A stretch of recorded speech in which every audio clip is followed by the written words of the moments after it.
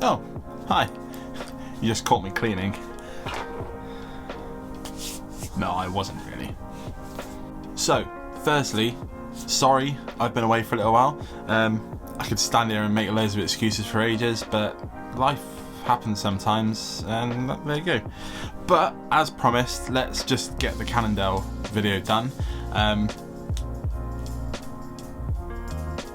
A lot of things have happened in the last couple of weeks. I say this all the time, but I cannot stress it enough. Follow me on Instagram, because a lot more stuff happens there, because it's quicker and easier to just put a photo or a video up. It's this here. It's linked below.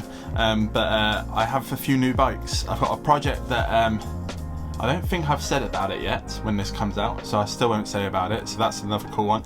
But I have just picked up a rock hopper, which you've all been very excited about. Should have bought one years ago. I've also just picked up a bike from the Marin Man, Mike. It's the Rally Mirage. It's the purple one. It's sick. I can't wait for it to arrive. I bought tons of parts for it already. Just need to build it now. But yeah, and I've also been tinkering some other bikes. But like I say, follow me on Instagram. So if I ever do have a week off or anything again, it's easier for me to keep you updated on there, so you won't miss anything. But enough jibber jabber. Let's build the Cannondale and go back to the past, because it was ages ago. I did it ages ago now.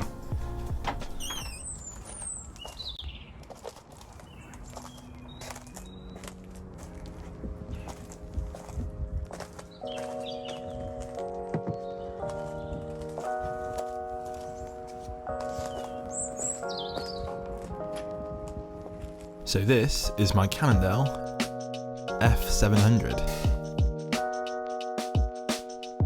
I found it on a Facebook forum. Didn't cost a lot of money. It wasn't in bad shape. And it is red. I'm not a fan of red, but kind of like this one. The head tube logo suggests that it's a 95 or 93, or at least in that bracket, but I may be wrong. There's a few bits like this where there's clearly something going on underneath the paintwork. The chainstay's proper crusty. Like this, I don't know what this is, and you'll see later how hard it is to get off, but whatever this is on it. The teardown was pretty easy. It was essentially these 4 bolts, and that was it. The brake posts were really seized up, and it just didn't feel right. The more pressure I put on there, it just felt like something was just going to snap. So I decided just to try and clean them up a bit, so at least they didn't kind of bite into the brakes and stop them from moving freely. And you can see here, it came out fine, and they worked great. The question I'm sure you're all asking is, where's the head shock? Shock?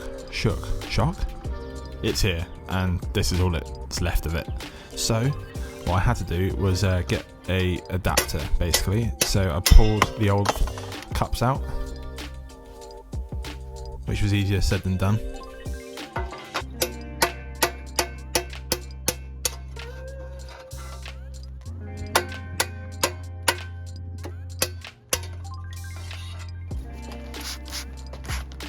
To get that, whatever it is, off the head tube, I used some Gongu. I really need to start writing these things down before I start recording this.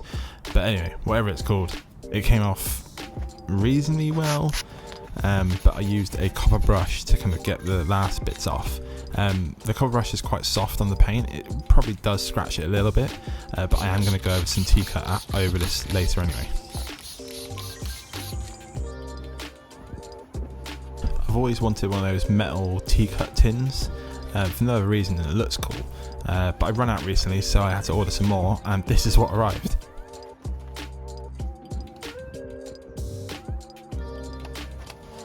You can tell how much effort I put into the T-cut because I had to take my hoodie off.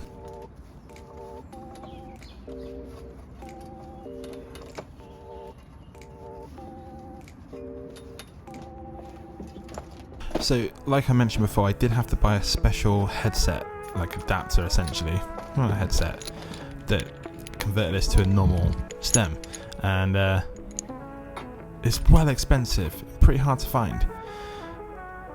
But yeah, it's an FSA. I think it's the only one that exists. Correct me if I'm wrong. If anybody's had to do this before, leave a comment below, because I would like to know if there's a cheap way of doing this. But this was spending, and I didn't want to spend that much money on it. It was also really bloody hard to get it in. It took me quite a long time, to the point where I was like, is this actually going in? Am I breaking something? But it did. It just took some time. I've got this old steel fork that I was going to put in it. I say was. We'll come back to that. But I also bought this fancy headset with my logo on it. So I'm a real YouTuber now, apparently. But shout out to Rather Be Riding, because the packaging's all recyclable. The plastic was like made from plant goods and stuff, and it was all like 3D printed. It's super cool. So yeah, check them out.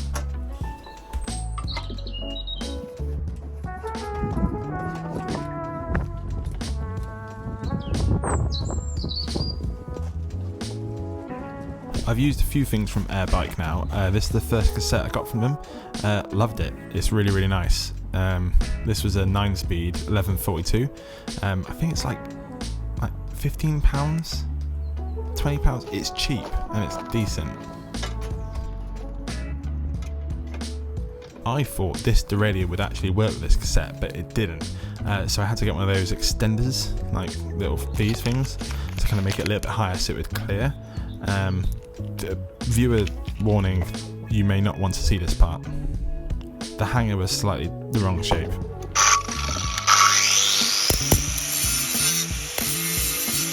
But anyway, moving on. The bottom bracket, it's just a normal bottom bracket. The derailleur hanger was the wrong shape. Okay, it's not a big deal. It just didn't work, so I had to improvise. So the cranks, they're Sunrace. For the price, they're pretty sick. Right then, so the fork. The brake posts that I had didn't actually fit this fork. And instead of just getting different posts, I got a different fork.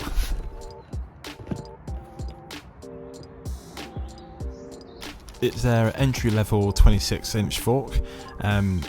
It's got a lockout on it, which was insane considering it was 50 quid or £53. I need to write these things down. After some expert cutting, I popped it on. I also pulled the decals off as well, which I'll come back to. As it didn't have brake posts, it's having disc brakes on the front, and on the rear it will have the original plan, which would be putting some Shimano V-brakes. So maybe it's a mullet brake setup, business up front, party in the back. That's what I'm going with.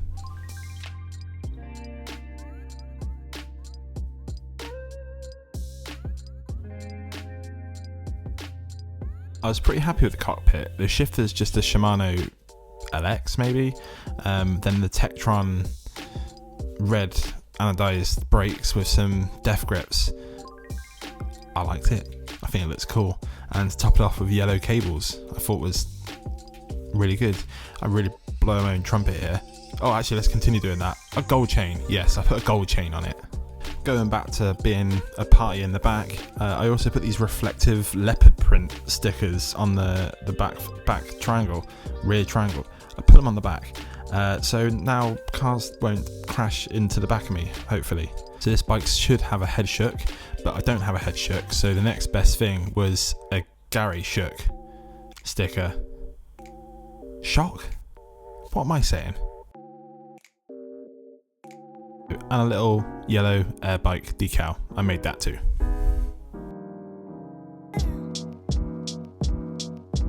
I was born born in the city, I was raised on its edges. My pop worked his life when it's complex. I found love in its center. If I could live here forever, think it'd be for the better.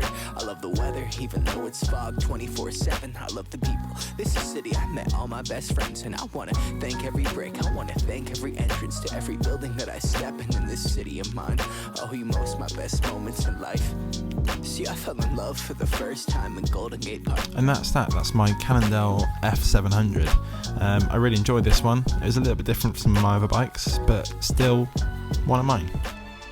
And that's that. Thank you so much for hanging out with me today and watching this video. If you liked what you watched, you can leave a like down below, and if you've got something you want to say about it, or maybe something you didn't like, or something you would have done, tell me below. I want to hear about it. And if you want more of this type of content, there's a video right here for you to watch right now. Oh, and subscribe, because you don't want to miss the next one.